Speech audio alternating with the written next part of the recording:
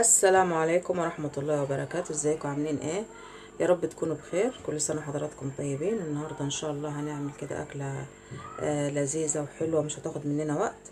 هنعمل لكم ان شاء الله كفتة الفراخ المشوية في الفرن، وهنعمل نجرسكو بالمكرونة الناي. سمي بالله ونصلي على الرسول. هنا معايا نص كيلو بانيه. طبعا انا هاخد نصه هعمل بيه المكرونة بتاعتي، والنص التاني هعمله كفتة. عشان اعمل الكفته هنا طبعا جبت الفيليه بتاعي غسلته حلو قوي بالدقيق والجنزبيل. وهنا معايا بقى بصلايه كده، هي كبيره، بصلايه كبيره وفلفل رومي. هضرب بقى الفلفل والبصل في الكبه ونشوف هنعمل ايه. بص اهو، ضربت البصل مع الفلفل. هروح بقى ايه اصفيهم من الميه بتاعتهم، لان الميه دي اللي هتخلي الكفته بتاعتي تفك. لا انا هصفيهم وارجع لكم تاني. معايا البصل اهو والفلفل، صفيتهم ادي الميه بتاعتهم. طبعا انا الميه مش هرميها، هدهن بيها الكفته اثناء الشوي يعني وكده. وهفرم ايه، هفرم البانيه بتاعي اهو. بسم الله الرحمن الرحيم. متنسيش الاول مره تشوف قناتي تشترك. بكون سعيده قوي والله، تشرفوني وتنوروني. تمام. هنا التوابل اللي انا هحطها ملح وفلفل وبهارات فراخ.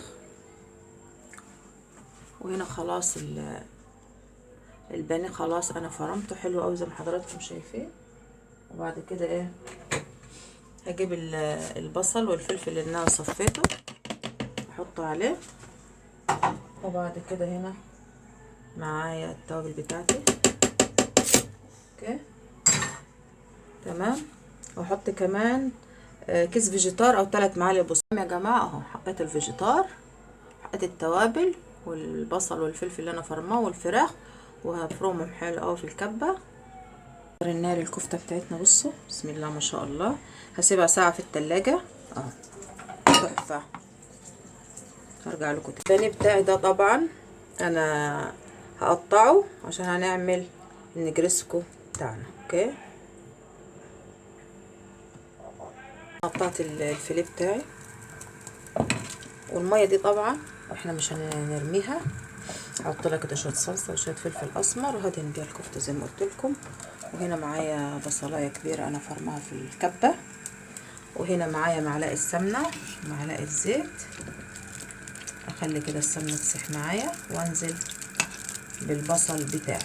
اوكي، هنا خليت السمنه سخنت معايا ونزلت بالبصل بتاعي اهو. البصله تدبل معايا، وبعد كده انزل بالفراخ بتاعي.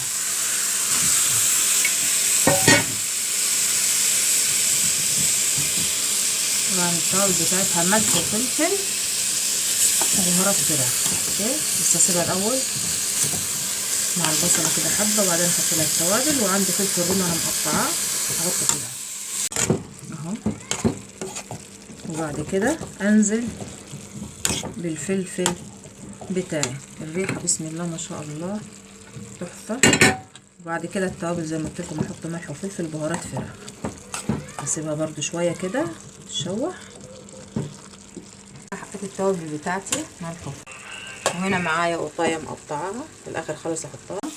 الفراخ استوت معايا، احط لها بقى ايه في الاخر خالص القطايه دي اللي انا مقطعاها بس هنا اهو.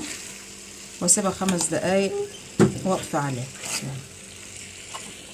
بعدين هنشوف هنعمل ايه. خلاص هنا الفراخ بتاعتي اهي. حطيت هنا معلقه سمنه ومعايا معلقه ثوم مفروم عشان هعمل الصلصه اللي انا هسقي بيها ايه الفراخ بتاعتي. خلاص حطيت على القوطه سوري، خليت التومه معايا كده اصفرت، ونزلت بالطماطم بتاعتي. احط لها ملح وفلفل وخلاص على كده. وده الفراخ بتاعتي اهي بسم الله ما شاء الله. خلاص كده تقريبا هنشوف بقى ايه. تقريبا كده خلصنا المكونات، فاضل البشاميل. خلاص هنا الصلصه بتاعتي اهي، انا عايزاها خفيفه يا جماعه. وهنا هعمل البشاميل. معايا 4 معالق كبار سمنه. دي سمنه على سمنه بلدي يعني، على سمنه عاديه اللي بنطبخ بيها.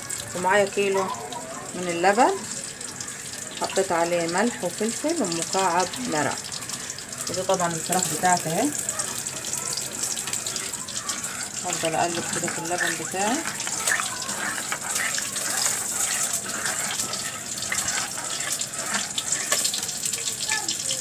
خلاص هنا السمنه بتاعتي سخنت. انزل ب4 معالق من الدقيق اهو. بسم الله الرحمن الرحيم.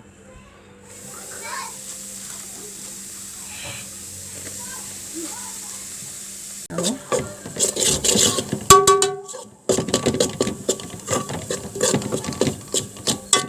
دقيقتين كده، وبعد كده انزل باللبن بتاعي.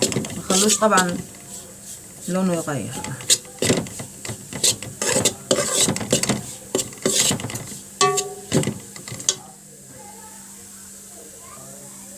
كده خلاص. انزل بعد كده باللبن بتاعي. بسم الله الرحمن الرحيم.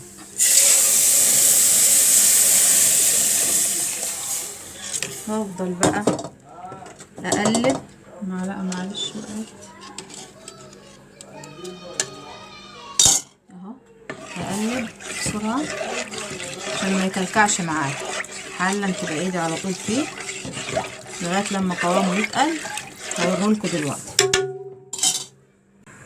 خلاص كده معايا البشاميل. بصوا القوام بتاعه تقيل، شايفين؟ هو ده القوام اللي انا عايزه. خلاص كده اطفي عليه واحضر بقى ايه الصينيه اللي انا هعمل فيها. اوكي. ميه البصل دي طبعا زي ما قلت لكم انا هستعملها. هاخد شويه من الصلصه اللي انا عملتها عشان هسقي بيها ايه الكفته. احط عليها شويه ملح. خلاص كده انا جهزت البشاميل اهو، والفراخ والصلصه. ودي صينيه كبيره، ومعايا كيسين من المكرونه، كل كيس 400 جرام. هحط اول حاجه الكيس الاولاني اهو.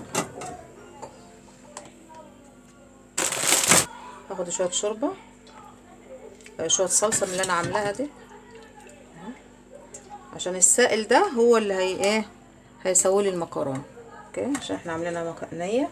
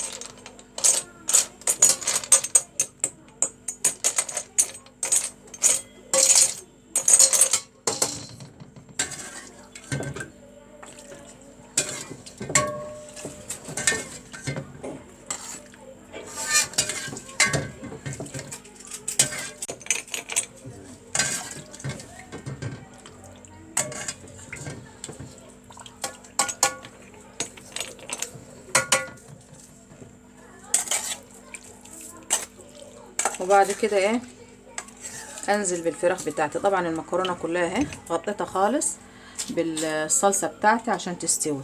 واوزع الخلطه اللي انا عملتها دي التحفه. ريحتها اقسم بالله تحفه. جربوها كده هتعجبكم ان شاء الله.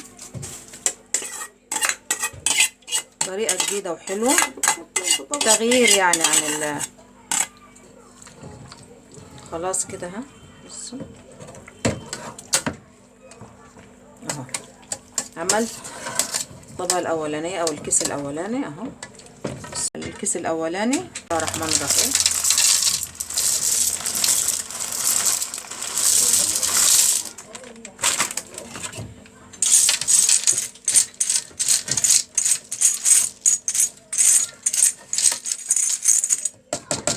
واسقيه برضو بالصلصه بتاعتي اللي انا عاملاها، ولازم تكون صلصه خفيفه زي ما حضراتكم شايفين كده.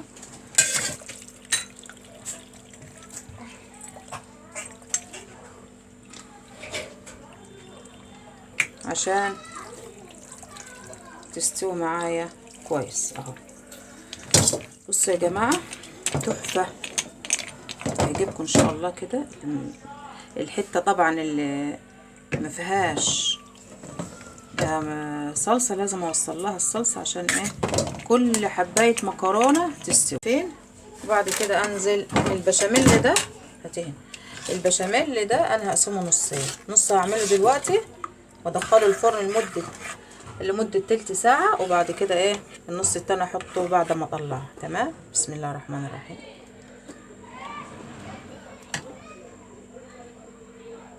حطي لنفسك.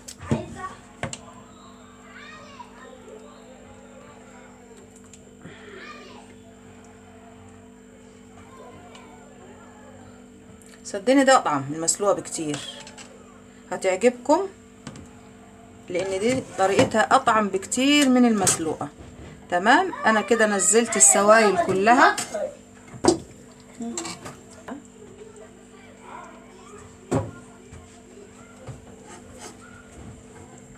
خلاص كده جهزت معايا. ده بقيه البشاميل اللي انا ايه هخليه. دي بقى هدخلها الفرن كده اهو لغايه لما تستوي لمده تلت ساعه واطلعها. اوكي، عملتها معاكم من ساعه كده، حطيتها في التلاجة. هعملها في سياخ الشيش طاووق. حطيتها في ميه هنا عشان ما تتحرقش مني في الفرن اهي.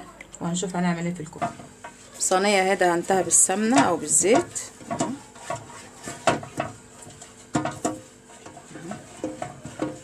بسم الله الرحمن الرحيم. اهو الكفته بتاعتي اهي، وادي السيخ اهو. اخد كده حته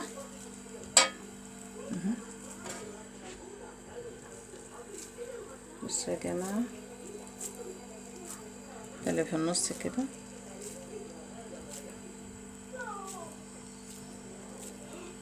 اهو يا بسمة اهو.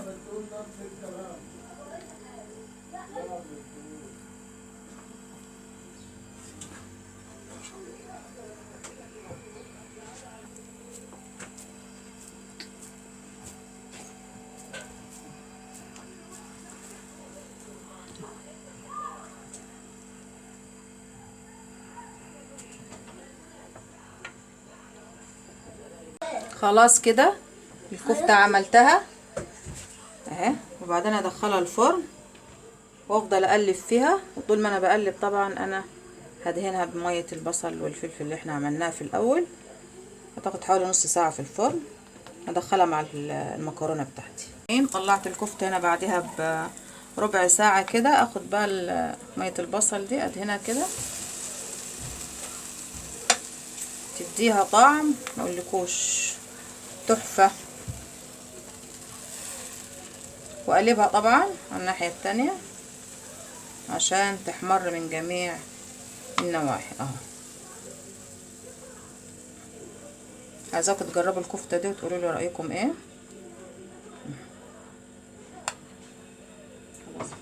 تلت ساعة طبعا هي استوت زي ما حضراتكم شايفين. هاخد بقى البشاميل اللي انا خليته في الاول اهو. طبعا جمد شوية عشان احنا طبعا ايه خلينا شوية. احطه على الوش. حطيت البشاميل زي ما حضراتكم شايفين. وبعد كده ادخلها في الفرن تاني. هنا معايا بيضايه في بقيه البشاميل اهو عشان احطها على الوش عشان يحمر. والحركه دي اختياري، عايزه تحطيها مش عايزه خلاص. حطيت عليها فلفل اسمر، بيضايه يعني فلفل اسمر، واقلبها واحطها على الوش.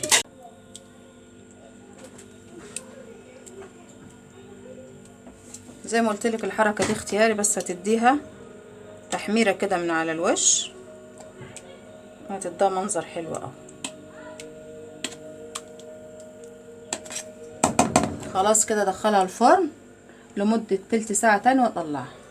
الكفتة بتاعتي بص حاجة كده ايه، حاجة تفتح النفس. شايفين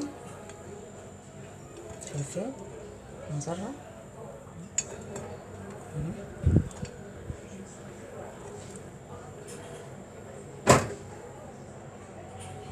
هقطع لكم معاكم حتة كده من المكرونة وهوريها لكم. عملت عزومة جميلة النهاردة بنص كيلو بانيه بس، وعملت احلى حاجة اهو، حاجة موفرة وحاجة اقتصادية ولذيذة وتكفي حوالي 10 افراد. ويا رب ان شاء الله الفيديو النهارده يكون حاز على اعجابكم. هقطع لكم حته بس استنوا عليا كده 5 دقايق وهصور لكم اخر مقطع. خلاص اللحظه الحاسمه اهي. بسم الله الرحمن الرحيم. هنقطع بقى. بسم الله الرحمن الرحيم.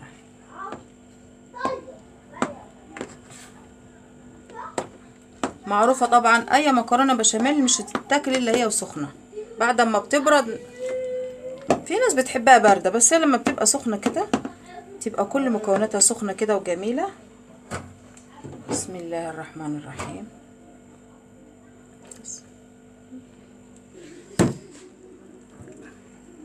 شايفين؟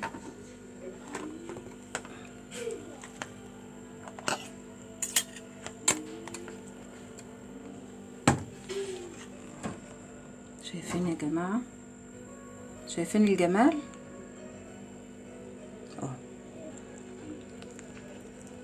اللهم اني صايم طبعا، لسه فاضل حوالي 5 دقايق بس. شايفين جنبها بقى ايه؟ صباع الكفتة.